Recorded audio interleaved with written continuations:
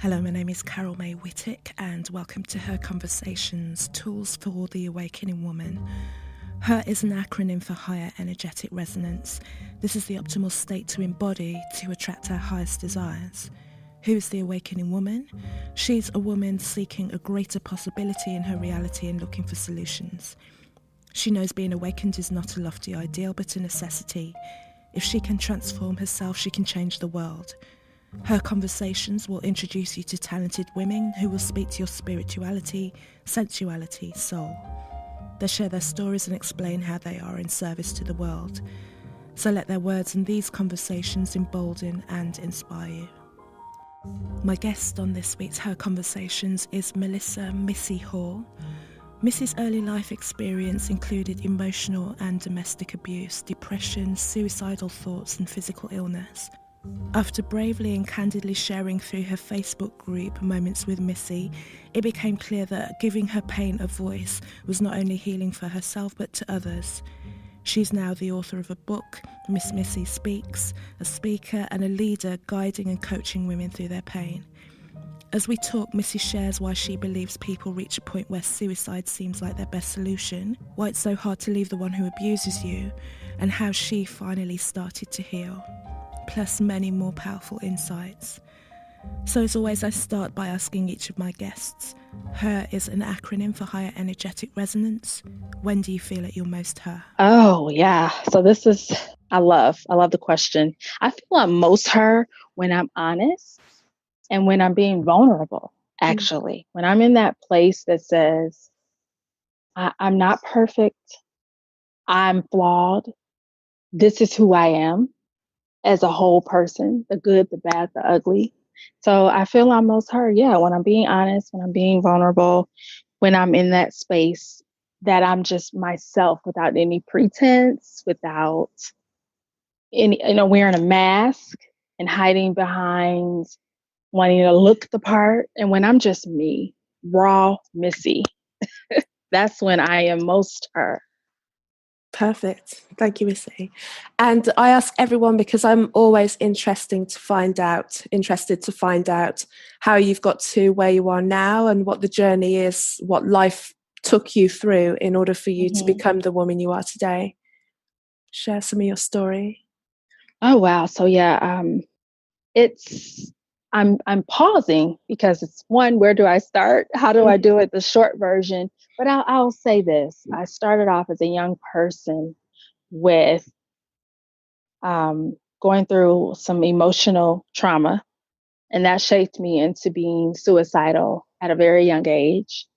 And that emotional trauma led me into just a lifetime of looking for people to validate me, looking for someone to help me escape the trauma and the difficulties I had faced.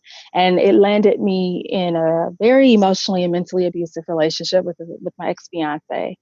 And different times also leading me to a point where I was staring at a mental breakdown.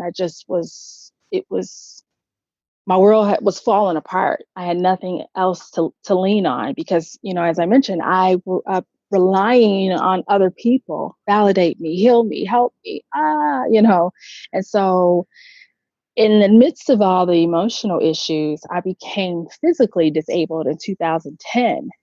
And so with those all combined, it was just at a point where I used the terminology do or die. It was like either I was going to get up and live, or I was going to sink back into the major depression that I had already been through before. And I knew what that was like. And I had to make a decision. My body's failing me, relationships are failing me, feels like my mind is failing me. What am I going to do? And that has shaped so much of my present. Just having to stare at, what are you going to do? You got all this junk in the past. What about this moment? So when you're at the point then when you're realizing it, so you can go back around and you can go, like you say, through another cycle of depression, and you've been there before, and you know what that means, and you've got that awareness where you're like sitting and having a conversation with yourself about, okay, even though I feel like this, and that would be the reasonable way to go, because I've been through all of this. There's validation in, it's almost like I'm allowed to go through that because haven't you heard my story, you know?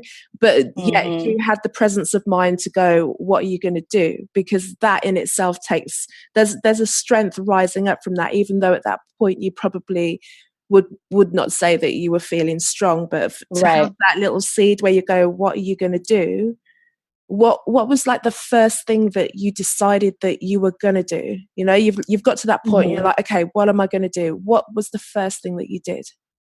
One of the first things I remember doing was getting into a mind frame of what can I do? Because like I said, at this point, I was pretty much lying on my back. I was disabled. I had a lot of stuff going on. And so I had to shift from what was done to me, what I can't do, all my limitations, to what can I do? And I just fought hard to live. And believe it or not, one of the things that I actually started doing was reaching out to other people. I'm a part of a church community.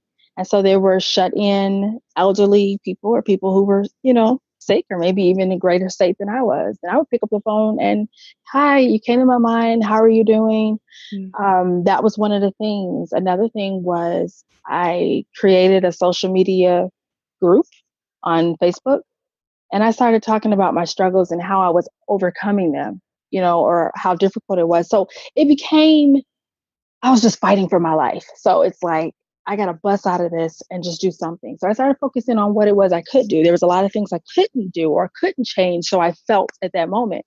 But I was like, what I can do is I can encourage someone else, and I can celebrate the victories that I have, or the fact that I'm still here.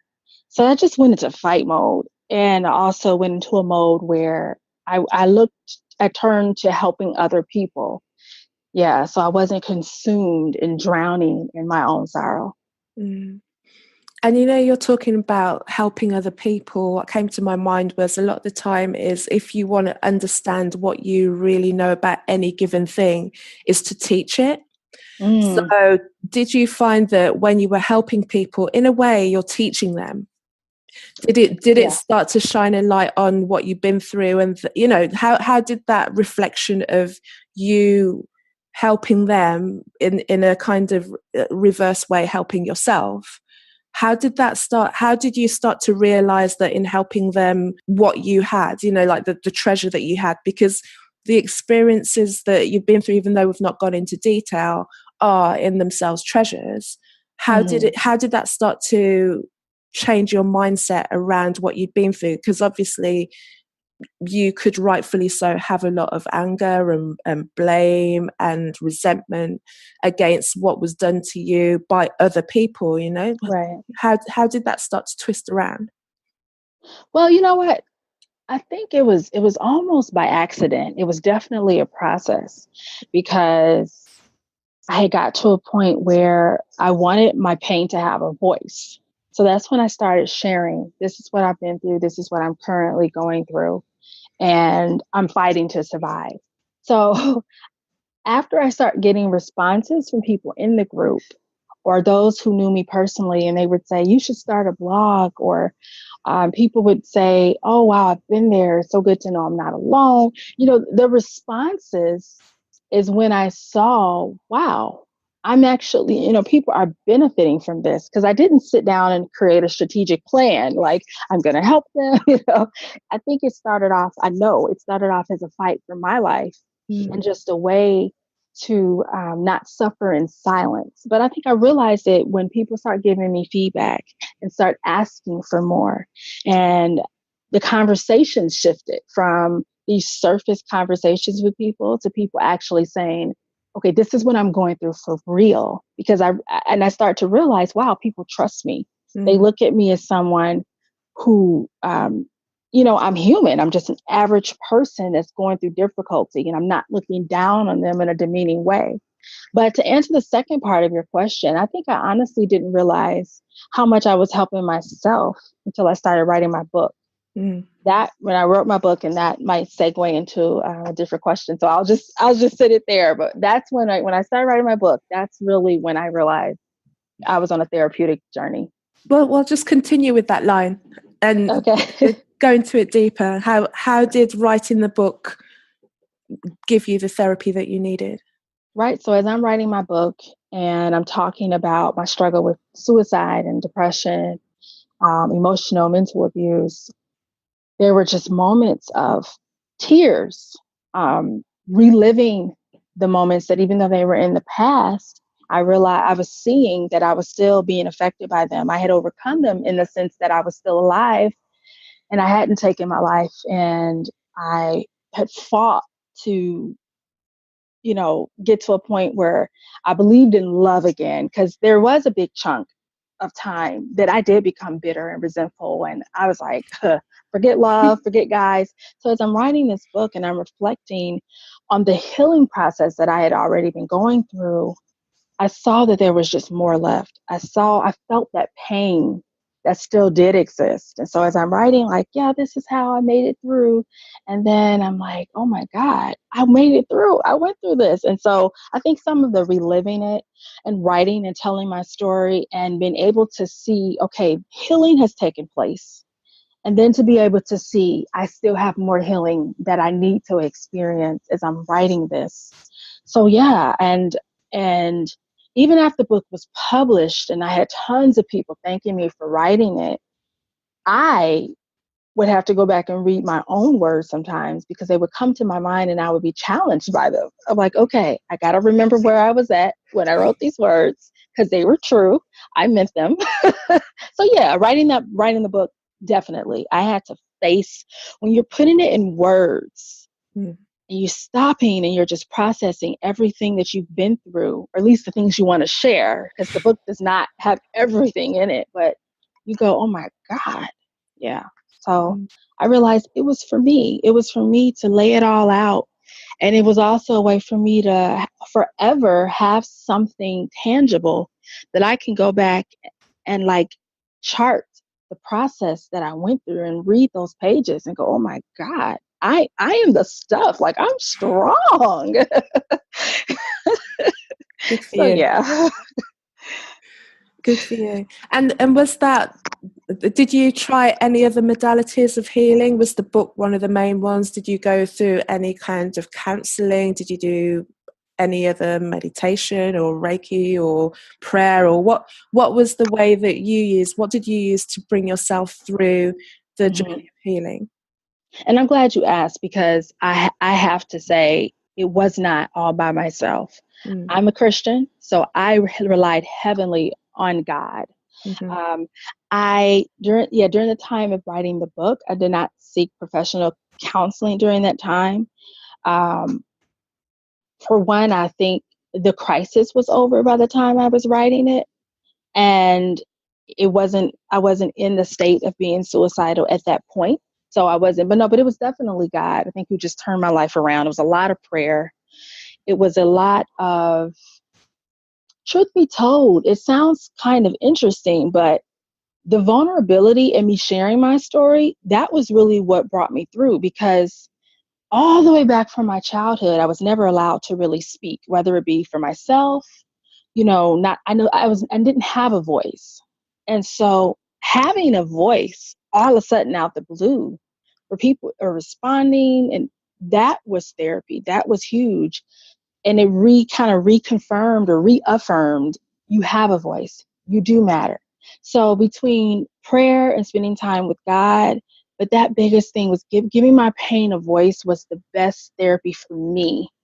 I think I could have ever had in that particular season, because the things I was hiding, I had never told most people that I was suicidal at a young age. And to tell it was no longer a secret. It was no longer this big, bad bully that could torture and push me around when no one was looking. I yanked the covers off of it, and so it lost its hold on me. I talked about so many different topics in the book, but giving my pain a voice was the therapy that I think God used to help me discover and realize who I was, and that I did matter, and that I didn't have to suffer in silence. That was like the biggest therapy ever, because it gave me strength and it gave me a sense of control over my life that I had never had before.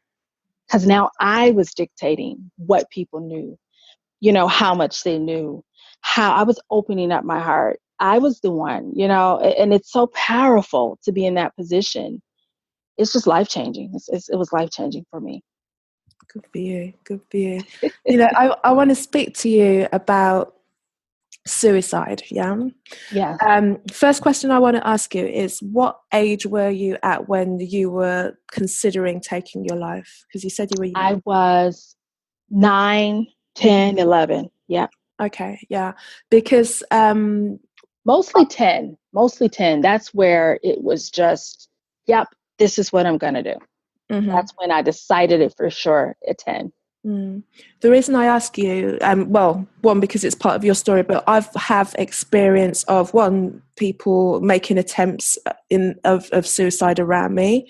But also when I was 12, a friend who was 12 at the time as well, we're all a group of girls together at school. She actually committed suicide and was successful at 12. And the thing is, I didn't actually find out that it was suicide until I was 16. Okay. That was the reason that she had died. And the thing is, well, there was a really tight-knit group of us, like 3 or 4 girls, and we were like kind of the boisterous, popular ones. So there was like, like a big kind of periphery around us. There was this thing, but we were really, really close. And it wasn't, like I said, it wasn't until 4 years later, I was 16, when I was just walking down the road and I bumped into an old school friend, that she actually said to me, "Oh, do you know that this was the case?" But because I had no idea, and none of us had any idea, because, and I'm going to speak her name, Vanessa, she was no louder or no quieter, or she was just part of us. She was just part of our crew, as happy or as sad or as messed up as a 12-year-old could be, or that she was exhibiting all that we were exhibiting. We all had our things that now that we're older, we realize we all had our kind of secrets, but her secret really had an impact on her in order to the point where she took her own life at 12. And then thinking back on it now, I'm like, okay, so what must it have been? Because I've never really found out exactly what it was. And to be honest, it doesn't make any difference, because whatever reason it was, it affected her that much that she actually went all the way with it. But what I'm trying to find out from you, as someone who had those thoughts at such a young age, is what takes you to that point, and then what do you think that you can do, or do you know exactly the literal things that you are going to do to see this through? Okay, so the first part of your question, for me, and I try to be really careful when I talk about suicide, because I want to make it clear that there's not a one size fit all. There are some things that will be true across the board. So I like to make, anytime I approach suicide, I like to be careful with that. But one thing that's pretty common across the board, and one thing that I also experienced, it's this sense of hopelessness, where I literally did not see a way out. And the pain was so great. The loneliness was so great. It's like there's this hole you're just falling into more and more every day. And no one sees you falling in. So no one's like, you need help over there. You're just going into the hole. And so that's one part of it. And you're just like constantly trying to jump out the hole, jump, but you don't have the strength to get out. And after a while, you're just like, it's hopeless. I'm doomed to go into this hole, and I'm just going to go. And then another part of it also, which happens with myself and a lot of people, is when you have the people who suffer in silence, whether it be because you don't want people to know, or in my case where I felt I didn't have a voice anyway to tell anybody, what I was going through. I know your listeners can't see me, but I would like to take them on a visual journey. It's almost like someone who is spinning their arms mid-air, right? Just round and round and round, almost as if you're punching a punching bag. And you're just doing this. The average person, if you think about it, how long can you really do that mid-air before your arms feel like they're going to fall off? And it's tiring. And people, a lot of times who face suicide, there's something in their lives that makes them feel like they're just beating the air all day, every day. And many times we get to the point where we're ready to take our lives, or we take our lives because emotionally and mentally we're falling off. We're like, I can't do it anymore. It's exhausting. And we don't know that all you have to do is tell someone to help you or stop punching the air. But many times, like in my case, I didn't feel I had an option. I didn't feel that I could stop punching that air by myself and get help, because I had already received the message in my home life that you don't matter, your thoughts don't matter, just shut up, do what I say. And so as a young person, I just felt I don't have an option. I'm not telling anyone else. And that's the danger when we suffer in silence. Oh, I wish I could just scream that from the mountaintop. Suffering in silence is the quickest way to go down, and not just with suicide, but anything. But for me, that's what it was. I was suffering in silence. I had no lifeline. And after that fighting and fighting and fighting, just as if you're beating the air, I just lost all strength. And then I was convinced that the only option was death. That's it. Because I'm not getting out of this any other way. I'm tired. Yeah. Mm. And what stopped you, or why didn't you go through with your choice to commit suicide? You know what? This is where I get emotional.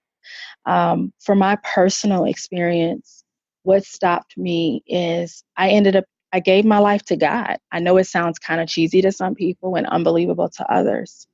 I ended up developing a personal relationship with God. It didn't stop the depression totally. What happened was it shifted from, okay, I'm going to take my life, to, oh God, take me to heaven. You know, I can just be with you and the angels for all eternity. So it shifted to that. But it was the start of God stepping in and me experiencing his love that helped me. So in other words, I'm a miracle. I'm an anomaly. Am I saying that word right? Anomaly? Yeah. Anomaly. Anomaly. Thank you. And listen, don't quote me. That's the thing. The thing about a British accent, you can make all nonsense sound good. So right, like I think that's it's it. I think it's But that. for me, this is the part of my story that it gets kind of interesting to share, because I really belonged in a hospital. I belonged in mental health care.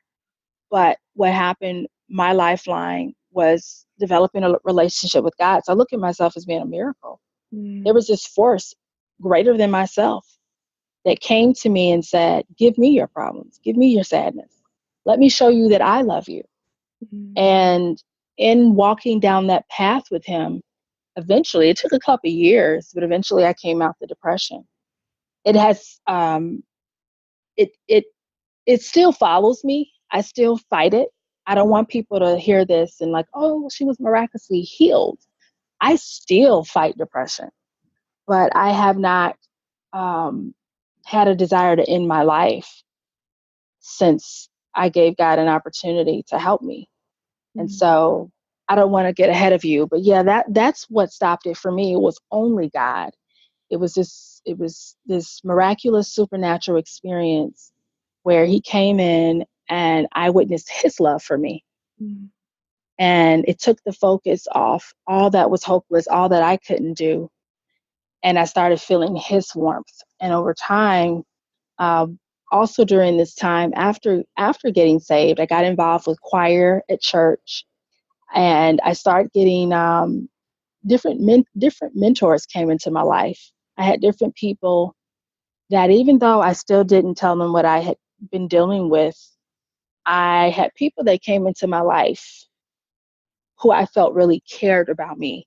And that was a huge shift from what I was experiencing in my home life, who I did have parents that loved me, but because of things going on in their life, I couldn't really feel the love because they, were angry. But anyway, that might be another question. But yes, that's where I was rescued. It was God. And then I had other people that came into my life, and I was able to talk to them about some of my challenges. I still kept quiet about the suicide and the depression though, because I was ashamed. but I had at least some kind of release with other issues. And it was somebody who was willing to listen. And that really spared my life. I'm forever grateful to the mentors I had at church that showed me that they cared, that they loved me, that they were on my side. And that made a big shift for me. I think that's what anyone needs. It's just like anyone needs to know that there's at least just one person with an ear. Even if they don't actually do anything, that ear, that attention, that you can go to them and open up to them and all of that. Do you think, because we're kind of running, I mean, there might be a little difference in our age, but that it's a generational thing in terms of the way that parenting is, because parenting styles change over the generations. And I find, a lot of us are speaking on similar things, and we're speaking out about similar things, feeling like emotionally ignored or not met by our parents. And we're of the generation now that we're talking about these things, whereas previous generations would just be like, well, that's the way it is. You spare the rod and spoil the child. Right. Where does that, do you know what I mean? It's like your children are there, you're seen, you're not heard, you're this, you know what I mean? And if the big people have got stuff going on, they go on not realizing that sometimes they are so preoccupied with whatever their stuff is that they are neglecting and in a way abusing their children, whatever shape or form that might be. Sometimes it will be direct abuse, or sometimes the neglect and the lack of emotional connection is abuse in itself as well. What in your respect, do you think it was a generational thing? Do you or something that was passed down like an ancestral pattern of behavior that we're breaking? Okay, so to answer that question, it kind of goes a little bit into some of the things that I teach today. What I personally think it is, it's a lack of people being in tune with themselves. So in later years, my mom and I have had a lot of discussion about my childhood, right? And she let me know I was frustrated about some things, and I took it out on you without realizing it. Had she been more in tune with, okay, what's wrong with me? You know what I'm saying? Like the kind of thing I teach people to do now, that introspection, that looking at your life objectively, kind of stepping back and looking at it. So I think it's more than generational. I think it's a habit. Most of us as people, I think it's easy to blame other people. I think we get frustrated and angry and we react instead of looking at, okay, why am I feeling this way? What can I do to change and be in control of the circumstances? So for me, I think in not only my relationship with my mom, but in talking with other people and in self-revelation, I personally think it's a lack of being in tune with what's really going on in our lives and how it's really affecting us. And then I will say some of it could be generational, because the more that I talk with my mom and other people, the parents before them, they grew up with issues and maybe never really learned proper communication, or some people never really learned how to deal with anger. So that is generational in the sense is we do practice what we see from our parents or from some of the things that's been passed down to us from our ancestors in terms of, just how we are. So I think it's like a combination that we repeat what we see. And the only time, maybe not the only time, but the best time that we can really change that is when we're in tune with ourselves and say, why am I like this? Why am I so frustrated? What's going on with me? So I think that's a big part that a lot of people just don't do. We blame, we cry, we complain, we get upset, we react, but we don't stop and really go, how can I change? And that gets into some of the work that I do. It's really deep, but that's what helped me in my life. So I hope that answers your question in a way that's clear.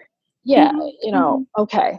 And I hear what you say, because I'm thinking when I'm speaking to the elders of my family, now who are really getting on in years now, you know, kind of in Okay. their 80s and things like that. Some of them are passing as well. So there's a real, for some of them, like my aunt I was speaking to a couple of days ago, you know, the reality that her death is close is getting more and more real to her. And Okay.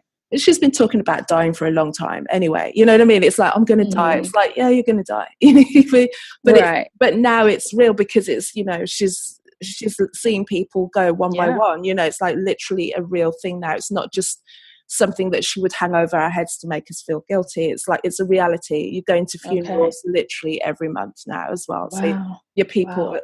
are passing. Wow. Yet there is still within that generation a holding on to things, a blaming 19 when so and so did this and that and all Right. the rest of it. And you want to, especially doing work on myself and speaking to others like yourself and just understanding where we are in terms of the evolution of self, Right. and realizing ourselves and realizing what it is to have a freer life, what we need to do. And it's always looking in. But also another thing, and I wanted to ask you, that is about forgiveness, forgiveness of others and about forgiveness of ourselves Yes. for have been ignorant, but I don't want to use that word, but for not being understanding that we were going to put ourselves in a situation that was going to cause us harm. For Okay. instance, you know, and it was just something that I was reading the other day, and I can't tell you where it's from, so I don't even want to quote it. But it was about forgiveness, and it was about Mm. me forgiving not only other people for what they like, for exes, for instance. And it's not like Sure. I've ever been in like a terribly abusive relationships, but I've been in ones that have not served me at all, and guys have got away with treating me like next to nothing, you know. So Yeah. Yeah. it's not only forgiving them, but also then forgiving myself for being naive at that time. Okay. Mm-hmm. You know, Yeah. how did you work on forgiveness in your healing journey? Oh, that's such a beautiful question. First off, I'm still working on it. So yeah, yeah, it's never done. But um what wow. I think first off, my first step I remember clearly after I broke up with my ex. And every day I would kind of rehearse the things he did to me. And I can't believe he did this. And I can't believe I fell for that. I can't.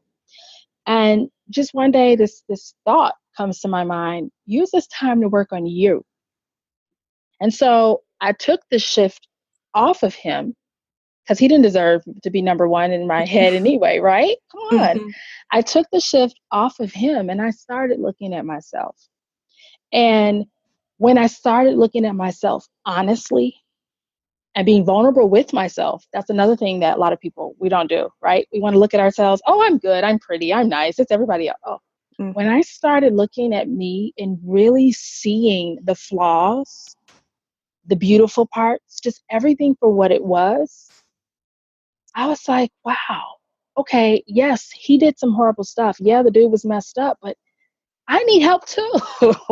And so it helped me forgive him because I started seeing that, not that it was my fault by any means, but I started seeing that there was, because of the hurts, because of the vulnerabilities, because of the dynamics of myself, there were things where I allowed the abuse to go on longer than it had to because I was maybe weak in that area. Or, like I mentioned, I was looking for someone to rescue me, I was looking for a savior. So, when I started looking at myself, it was a lot easier to forgive him because I saw that I needed to fix some things about me so I don't repeat it. We have a lot of people getting in and out the same type of relationships, whether it's friendship or romantic. So, I think for me, forgiveness, it was easier to forgive him when I saw that I wasn't perfect. Mm. When I really stopped and took a good look at myself and saw that there were things I could have done differently. And then today, when I talk about it still continues, it's more so with just maybe new challenges that come up. And I find that forgiveness is something that I continually struggle with. And one is because I'm very hard on myself. If you're hard on yourself and you're forever kicking yourself, you're going to treat people the same way. You know, we have the whole golden rule, right? Do unto others as you have them do to you. Well, if we abuse ourselves, if we don't forgive ourselves, if we're super hard on ourselves, that's going to transfer to other people in our lives. And so the more I am in tune with me, and the more that I say, Missy, I forgive you. I forgive you for being naive, like you mentioned. I forgive you for being human. Girl, you couldn't help it. You made a mistake. It's okay. So the more I've had to literally walk myself through these type of, like you said, self-talk sessions, the different offenses and the different people, the past, it started to lose its grip on me. And I started realizing, wow, the people that hurt me and the people that were and this guy that was abusive, he didn't stop to do this work that I'm doing, looking in himself, because had he done it, it's no way he would have done what he did to me. And that's something that helps me. And that's why I say it's current. But that's what it did. When I start, if we would just look inside ourselves, and I'm not talking about self-blame, I'm just talking about the real, raw introspection, looking at ourselves for what really is. And it's not going to be cute all the time. No. And this is one of the things I teach. But if we could accept the ugliness and see it and then say, okay, what am I going to do about it? You know, or just be aware of it. It's so life-changing, because now when I interact with people, it's not just them, what they do, what they say, but I'm also aware, okay, when they said such and such and such, it really hit a trigger within me, more so than they were trying to hurt me. I've got these tender spots. And so it just makes things look differently. And if you could allow, this is one of the things I teach people when I'm kind of giving away something for free here. These are these mind and perspective shifting exercises that change your life.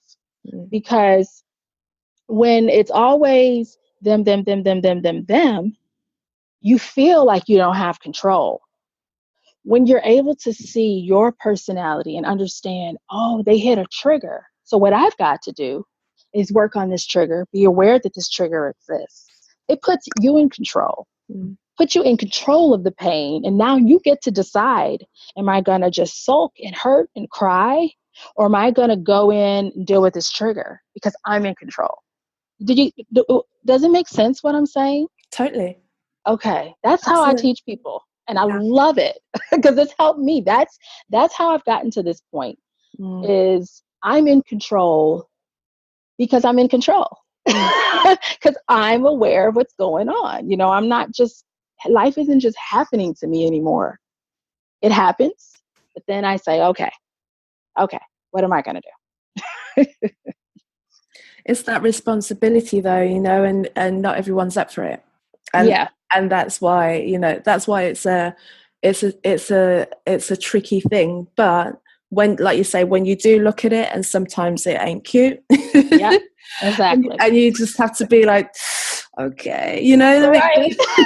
Like, or you just want to go back and like scrub a little part of life out. So right. No one can replay that one. But, right. You know, and for some people they'll just come back and remind you of what you did, you know, the person that you were then. Sure. Like, well, I was, you know, I wasn't as evolved as I am now, and 5 years from now, this is going to be the rough version of whatever you're going to meet anyway. Exactly. Did you ever encounter him again since you've left? Have you had an encounter at all, like personal? Yes. I've had several. A few in person, but mostly over Facebook Messenger. Yay for Facebook. Some discussion after the book had come out. And so yes, we've had encounters, and we've agreed to be cordial. Okay. You know, I've agreed to be cordial. I'm like, I'm willing to be cordial. So one of the things that's kind of interesting is my ex is also the cousin of one of my best friends. And so I know a lot of his family who are still in my life. And so he will never be completely gone, because there's always family that I knew before him, that are in my life. So it's one of those things. So it's been a few encounters. And how do you feel in yourself, in terms of the way that you've handled yourself in those encounters since, with all the growing that you've been doing and the work that you've been doing? Because, there's always that time when you leave a relationship and then you're like, okay, the next time I see him, it's, Right. the movies and the stories that you play in your head, and you're going to be this, that, and the other. And sometimes it's never that easy because, emotions were there despite anything.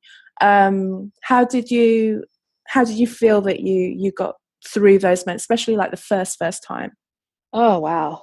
The very first time, because this is another dynamic that I have to present to the listeners. Not only was he a cousin of friends, he ended up becoming a part of the church that I attend.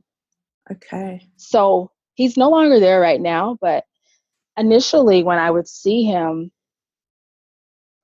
there was anger, there was embarrassment, there was a trigger. And actually, I didn't realize it, but I caught my upper lip kind of twinging a few times. And I was like, oh, that's not good. Wait, why is your face twisting up? It was, it was a really, really bad relationship dynamic we had going on. And so initially seeing him, in the midst of all the laughing, there was just so much negative emotion. Like I said, shame, there was fear. I just pretty much wanted to avoid. But now I actually saw him, I think he was at a funeral or somewhere not long ago. And we just said hi, did the little head nod, and he just kept going. And I didn't feel anger.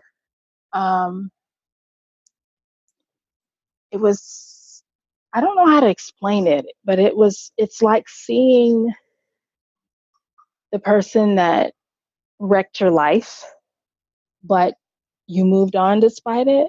And then it's like facing a monster you were once scared of, and now it's a memory. But I have different experiences. Sometimes I'll see him and I'll just start to feel really sick because I have flashbacks.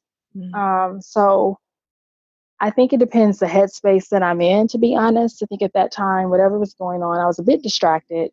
I saw him, oh, hi, was kind of caught off guard.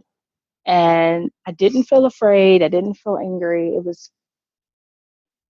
He was just like a person. I don't know. But sometimes there's other times that I've seen him in the past. And like I said, I have to fight back tears, even after all the time that's passed, because it's a little bit of that PTSD kind of thing. He just represents, me almost not making it. Yeah. So I think it depends on the headspace I'm in before I see him. Sometimes I feel more guarded than others. Yeah.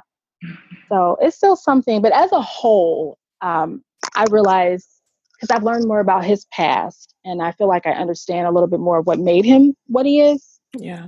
So there's a little bit more of understanding there. But yeah, some days even now, I'm like, God, I wish I never met him. And then there's other days where it's like, no, I needed to meet him because I needed to grow and I needed this experience. So I think might be the case for anyone who's gone through, something like that. When you come face to face with your abuser after it's over, you're going to have all kind of emotions, and they don't always give you a heads up. Like, okay, this is going to happen, So I sometimes, yeah, wish I never met you. Other times, yeah, we had some good moments. Going through this made me who I am. Sometimes they remind you of, your own flaws. I think about how silly, in a sense, silly I was back there, even though I wasn't silly. It was the naivety. So it's a long answer to your question, but I think the short version is I still have reactions to him. They're just nowhere near as severe, or at least the anger isn't so much there. Sometimes it's emotional because I think of the things he put me through.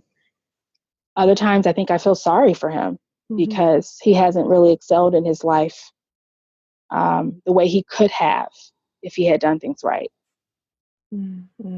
And I suppose that's the saying when you see that someone then gets stuck really in that point, and you're doing so much forgiveness and growth and using whatever you went through to actually turn it inside out and actually make something of it. Even though you're saying like there are days when I'm like, oh gosh, I wish I never met.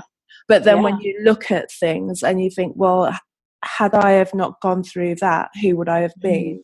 Or that it wouldn't have made you anything of what you are today. You wouldn't have been able to do the work that you're doing now, or maybe not to the extent you wouldn't have the knowledge, because situations like this, and you'll be able to speak better on that, is you can't, if you want to get healing from something like this, you can't get healing from someone who's going to talk about it on a hypothetical level. They need to have experienced it, because even though their stories might not match you, there'll be a lot, and also you'll feel maybe that you'll be able to speak to them on a level that they'll understand the details of that, because they can speak about it, oh, it's a thing, but it's like when you're going through that day in, day out. And that's for sure. I mean, I've had so many people email me, inbox me, and I go, wow, there's no way I could have helped these people or even know where they were coming from, because I was one of those people beforehand. I would have probably, I said a lot of I'll nevers. I'll never give him money. I'll never let him do this. And then I ended up doing a lot of the nevers that I said I wouldn't do, because until you're in toxic dynamic relationships and then you throw in emotions and all that, affections, until you've been there, there's just a part of it you don't understand. So so there's times I'm dealing and working with people or listening to people, and I just go, oh my God, and it doesn't mean I understand every aspect, because there are different dynamics in different relationships. But like, I know what it's like to miss your abuser. And I don't know who I'm speaking to in this moment, but I know what it's like when they're out of your life and you know that they wreaked havoc, but you miss them because you still love them and you're still connected.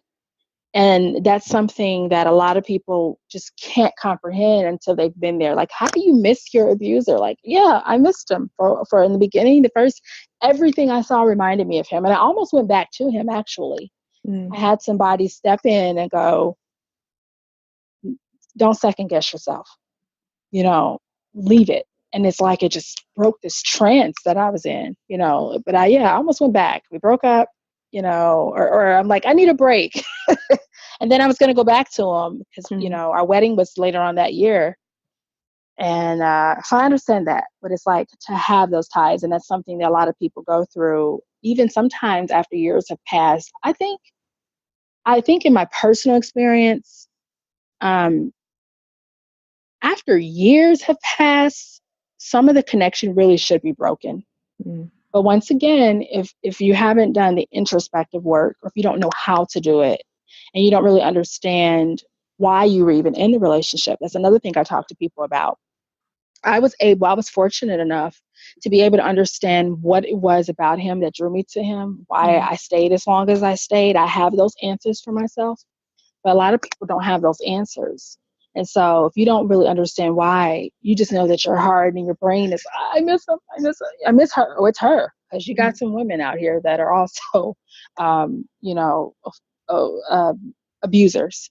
And so I tell people, you have to remember why you left, or you have to remember why the relationship wasn't working, But anyway, that might be another podcast, because now you've got me going on something I could talk about forever. But I think your initial question was how I deal with him when I see him. And just truth be told, it's different emotions. But overall, I have no regrets that I left. And I feel sorry for him, and I do wish that, we didn't have to go through all we went through. And you were kind of speaking on something that I'd written down anyway, as a point that we could discuss. Okay. Which was my handwriting is terrible. so how can you like seeing the ways that the childhood that you experienced created the person that would then, that his personality would be able to then latch onto and then manipulate. Whereas if you'd have had a different upbringing, that person, one, they just probably wouldn't have, they wouldn't have been, they wouldn't have seen areas where they would be able to come in and just kind of play the game that they played with you. Wow, very possible. Yeah. But the thing is, I don't think anyone has, no one has a perfect childhood. And it's true. I do often kind of say or think to myself, yeah, if I wasn't the person I was, or if I wasn't in the state that I was in, I would not have attracted him as much, or I would have, been able to detach a lot sooner. But I think I agree. I mean, I don't know. It's one of the things I'll never know. It's one of those things that I think about sometimes, but it doesn't really help me, so I don't stay there long. But yeah, if I had a different childhood, if situations were just so different, yeah, my life would be different. But then it goes back to what you're saying. I guess it'll be another group of people I would help. I don't know who those people would be. I don't know, I don't know what I would be doing. It would just be so different that it's hard for me to imagine now at this point. Yeah, if I didn't have all these things, and it's like, what would I be doing? Just looking out the window, like, who would I be? And so, yeah, there's so much stuff that I have to work through because of my childhood. And I do oftentimes wish I didn't have to work through it.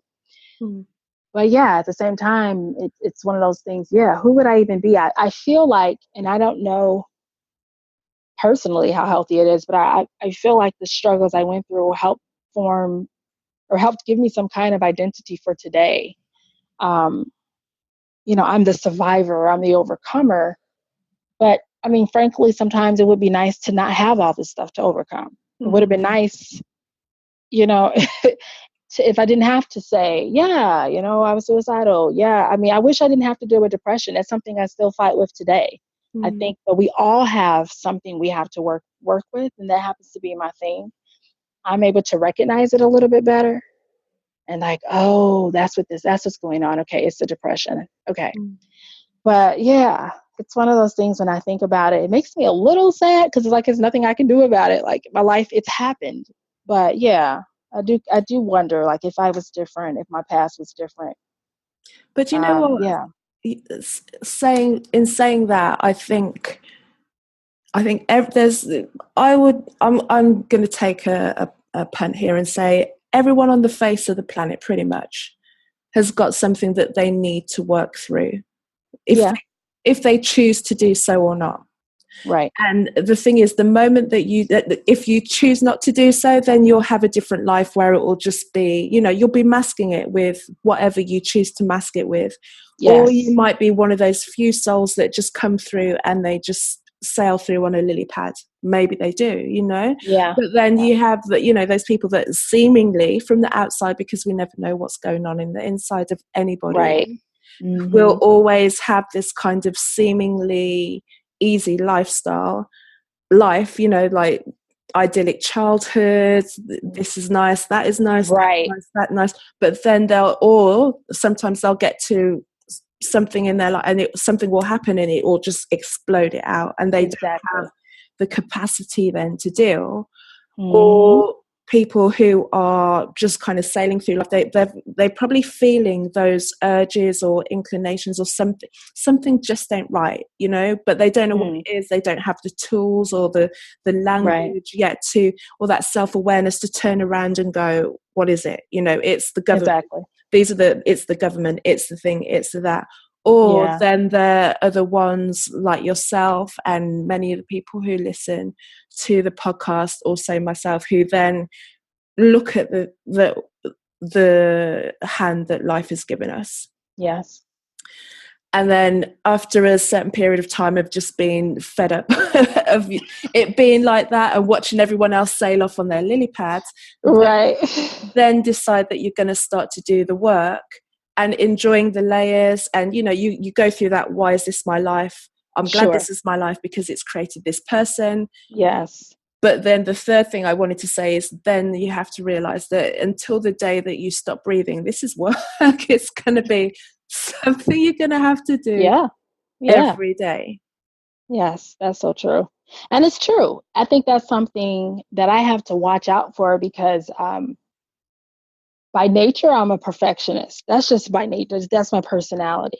And Mm-hmm. so I have to stay aware that, Melissa, you're going to always have something to work on, but it doesn't mean that you're just, uh, a wreck, a mess, or a case, you're just human, and there's going to always be some kind of flawed something about us. But that's what makes us beautiful. That's what makes us connect with other people. We're all, so yeah, it's that thing of being dedicated to work. And I'm in that point in my life right now. I'm definitely dedicated to the work. And now I have to bring myself back and celebrate the breakthroughs and just celebrate the fact that I am dedicated to the work and don't allow the work to become this thing that's this burden. And, every time I look around, there's another thing, because that's what I can easily do. And then you could be unhealthily, obsessed in an unhealthy way with the work. So that's also where I'm at, is I have to have that balance that, yeah, I'm doing the work and that's good. And I made a lot of progress and I'm never going to be perfect, and, be okay with that. As long as I don't go blaming other people for what I'm doing, that's my thing. I don't want to ever be there again. That victim mentality when it's just all about boo-hoo, what they did, that I'm not able to look into myself. But if I could just say something really briefly, to the audience, when I speak with people, I like to be just super, super clear, because I think people can hear my story and sometimes feel overwhelmed. And I just want to make sure that they understand what you're listening to today is about an 8-year process altogether. So it didn't happen overnight. I'm no more magical than the next person. And I need them to understand that these things that I'm talking about, and the healing I've witnessed, or not witnessed, but experienced, it's a process. And so I don't want anyone to hear this and go, oh my God, I could never do that. I learned, I got to this point literally sometimes inch by inch. And I've had a lot of ups and downs in these past 8 years, that there's been many times where I'm just like, I'm tired. I'm emotionally drained. But especially when you're dealing with mental health concerns like depression, and there's a lot of people that have anxiety and different things. So I just like to always make that clear anytime I speak, or anytime I work with someone, or anytime I do an interview, is just be in your process. Be where you are, and don't forget to have fun. Live, laugh, enjoy yourself. Don't make your whole life so much about being a better person that you don't enjoy the person you are in that moment. So I just encourage people with that. Like, don't be overwhelmed or feel like, oh, I just can never do it. You're listening to somebody that's been 8 years in, and that's a lot when you have somebody who's, hasn't really started. So just wanted your listeners to keep that in mind, that I'm 8 years in. So if they're just starting out, or they're in the middle, or they're with me, it's all good. It's okay. That's a good one. No, it's good for sure, because one, when what popped into my mind when you were speaking, I was saying, well, Beyonce wasn't built in a day. There you go. Right. I mean, you can look at her old pictures like, wow, yeah, exactly. You have to work at this thing. You got to want it, and you got to know why you want it. Why do you want it? That's what I tell people all the time. Why and what? Those two questions really help me. But why? Anytime I'm doing something, why am I doing this? Why is this bothering me? Why do I want it? That helps the process. Rome wasn't built in a day. That's a really big saying we say over here in America. I don't know if it's worldwide, but it's like, Rome, this big, huge, impenetrable city, this. So, but I love the freedom of being more in tune with myself. It's been life-changing. But yeah, you're right. I mean, it's not going to happen in a day. No.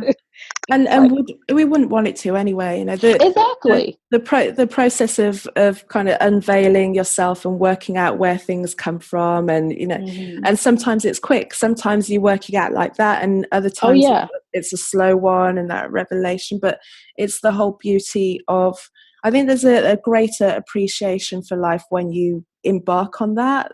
Mm-hmm. Realizing, one, that it's going to be a lifelong thing, so you're like, okay, well, we're here for life, so Right. And people change, you mature, you know what I'm saying? Like, just if you didn't even, if a person had no baggage, no issues, they're still going to change. It's still a journey. We evolve as humans, you know. That you're never going to be, the 10-year-old girl is not supposed to be the same person when she's 50, you know, whether you've had trauma or not. So that's another part. Like, we change. It's like, it's cool. Perfect.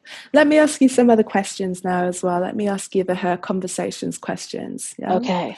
So the first one I want to ask you is, what is the best piece of advice a woman has ever given to you? Wow. There's been a lot, but there's one that stands out so much. I knew a woman that had health problems, but every time I saw her, she was dressed nice, her hair was combed, and she looked good. And I remember her telling me, you always dress the way you want to feel. And there's been many days, whether it was because of depression or because of the chronic, for those who might have missed it, I am physically disabled, have a chronic muscle and nerve problem. So that advice has really helped me, not just to dress the way I want to feel, but even if I'm just at home and I'm feeling really, really down, put on a colorful top, you know, get out of bed, open up the blinds. That's one of the best things I heard, is dress the way you want to feel. Kind of always present yourself in this way that's clear, crisp, positive, that's polished. And that's really important to me, because I can be out in the street and I can feel very poorly, and people will be like, oh, you look so pretty. I love your hair. I love your shoes. I'm like, thanks. I'm in pain. You can't tell. And that helps me the way I feel about myself, you know, and all the things that I've been through, is I refuse to look like what I've been through. So that's one of the best pieces of advice I carry with me, and I cherish it. I'm going to look the way I want to feel. Do you know that there's do you know a gospel group, James Fortune and Fire? Yes, I do. There's one of their songs, the Praise Break. I love the Praise Break songs, because they're just, you know, they're like 100 miles an hour, and everyone's just like on it and on it and on it. And there's one bit, and he's like, I want you to turn to the person next to you and say, I'm going to thank God that I don't look like the pain that I'm going through now. It's just every time I hear that, I'm like, yeah. And it's worth the fight. You know, this feels better. When I would give into depression and just be swallowed, it didn't help anything. So as hard as it is to fight against depression, it's I call it the thrill of the thrive. It's invigorating to know that I fought and I'm winning, even though it's tiring sometimes. You know, I don't look like it, versus just, you know. So yes, I love that. You don't look like what you've been through.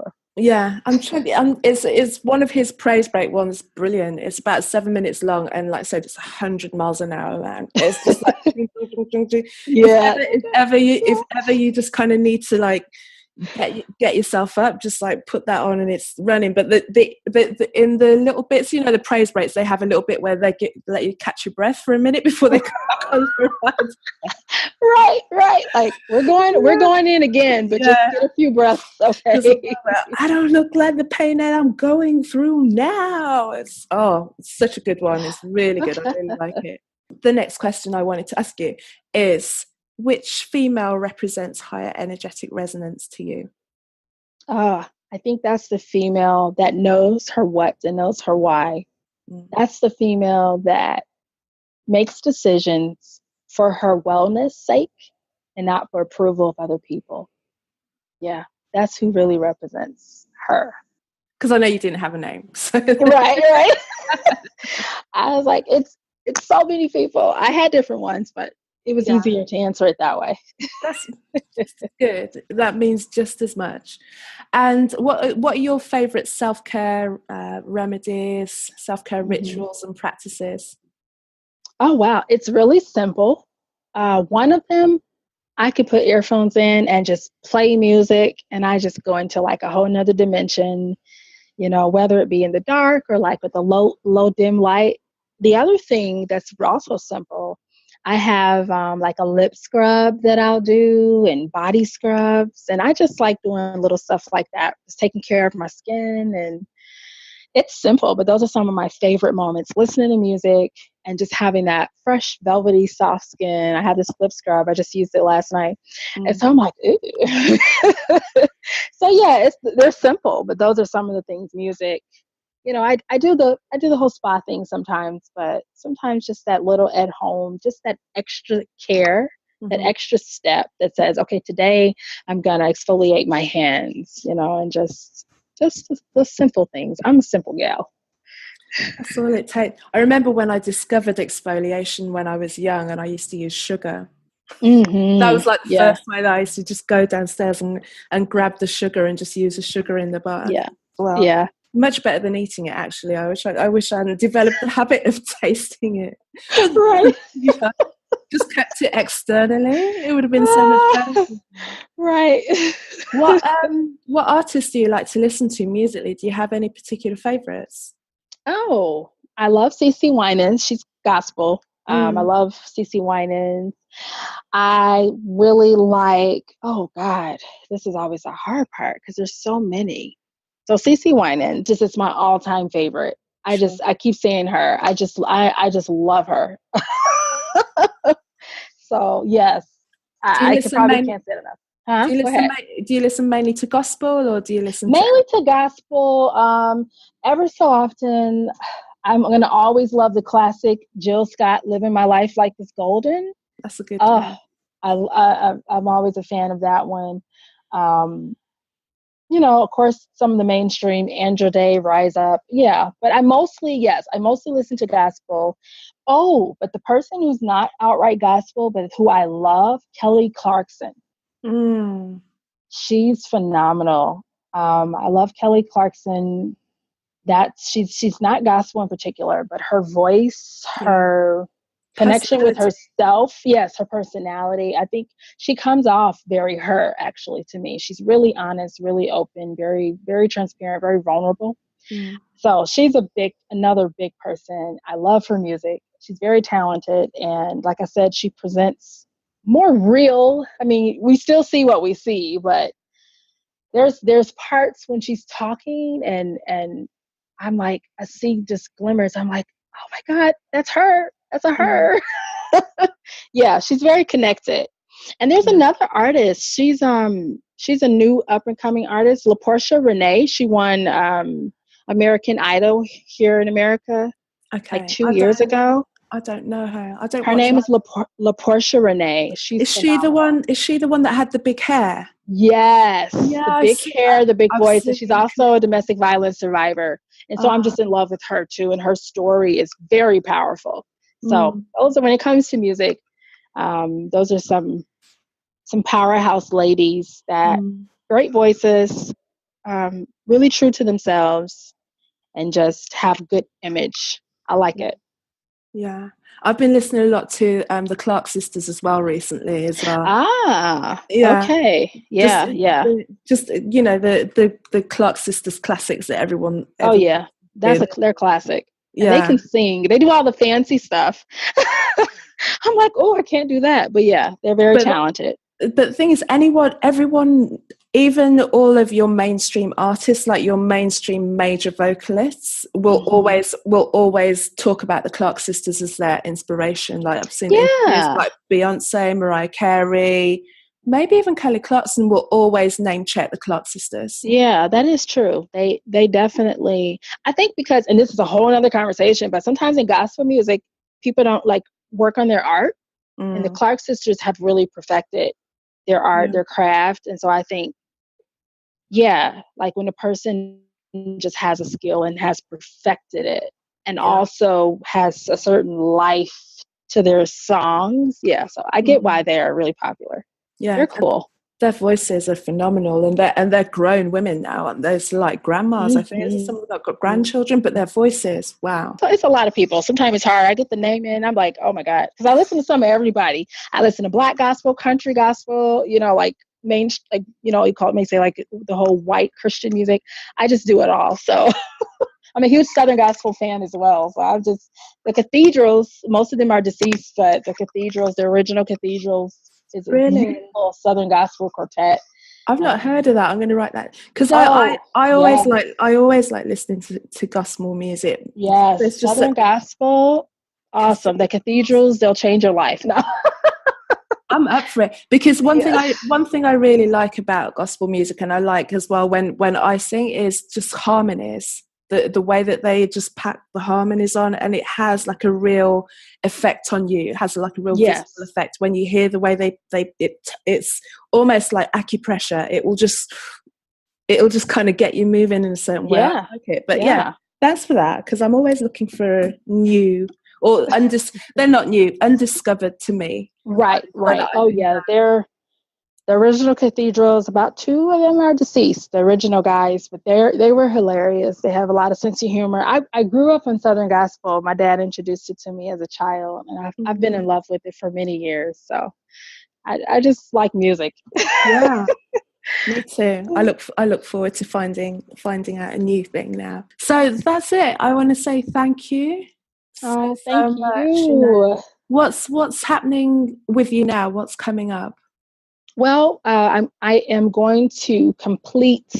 I had started a domestic violence training, 40-hour domestic violence training is what I almost completed. I've got like 45 minutes left to finish. Wow. And so that's one of the things I'm completing. And then I've been asked to speak in October at a domestic violence awareness event. So I'm doing some speaking. I also look forward to doing some volunteer work at actual domestic violence shelters. Mm-hmm. And I am trying, my other thing that I want to do is step out of my comfort zone. And actually, I've created what's called a speaker sheet. So it's got some of the topics I talk about and pricing, and actually contact organizations or people and say, hey, because I love people to just see me and come to me, but I'm like, okay, I got to go out. So looking forward to doing some more paid speaking engagements, some volunteering. I have been working on book 2 for forever, but I want to be more diligent and actually get back to writing. So that's some of the things that I'm up to. It's a lot of little stuff. I've been on break kind of for a while, and I need to really get back to doing my live videos and doing some collaborations. So that's what's coming up. Is I really want to get into the shelters and do some work with the women that are changing their lives, taking control of their lives and trying to change some things. Beautiful. So that's what's immediately next. Good for you. And can you just let everyone know where they can find you online? Okay, so the simplest route, I guess it would be my website, www.momentswithmissy.com. Or if you're heavy into Instagram, I love Instagram. I'm Moments, capital W, Missy. So at Moments W Missy. So I do a lot on Instagram, and I do answer DMs that are business related. Why are you finding people just sliding in for no reason? Yes, like, you're cute, you're pretty. I'm like, thanks. This is a professional account. Do you know what? That's not. I feel like I'm inviting something now by saying it, but as yet, the only unasked for DMs that I get is usually I'll get someone's bot kind of coming like automatically, going, and you're just like, okay, you're a robot. Yeah. But I don't have any. I've not had anyone slide in. Yeah. You're not missing out. No, I don't think I have. It's such a nuisance. Because I'm clearly a business page. Like, it's clearly. So it's like, no. But yeah, so momentswithmissy.com. And then I am on Instagram, Twitter, and Facebook. And I actually have a private Facebook group. It's a closed group. So it's Moments with Missy. It's a closed group where anybody can join it, but you can't see the content until you become a part of the group. So in that group, I kind of share a little bit more intimate day-to-day stuff with my life. And it's also a space where I accept questions, comments. So it's a little more of an intimate space with me versus just being out. Because sometimes people don't want to comment on the information that's just out there. So, yep, I have a blog, but all that can be found on my website, www.momentswithmissy.com. Perfect. Missy, thank you so much. Oh, thank you. Conversations and answering my DM. Because I think that's how I got in contact with you first, right? Maybe. Yeah, I think so. I think that. you followed me. I think I welcomed you, and then you came back and was like, I want you on my podcast. And I was so honored. I'm still honored. I'm just so grateful for this opportunity to share my story. And you're an excellent interviewer. So thank you. Thank you so much. I'm just a nosy / inquisitive person. So I'm just fascinated by people. I'm just fascinated by people and who they are and how they're seeing the world and what I can learn from them. And even today I had like 2 random conversations on the bus. Wow. Yeah. Like guys for no reason, because it was just like, this guy, he started coughing, and it's like this can go 2 ways. I can be annoyed, or I can dig into him a little bit more. But he ended up telling me about his holiday, where he'd been, and the heat wave. Right. And then the guy behind me was a middle distance runner, and he had a knee injury. So we started talking about that, and I used to run, and you meet all sorts of people. Yes. If you just ask the question, everyone's out there, and everyone's got a story, and everyone is fascinating. Wow, that's so cool. Thank you so much. I appreciate this opportunity. No problem at all.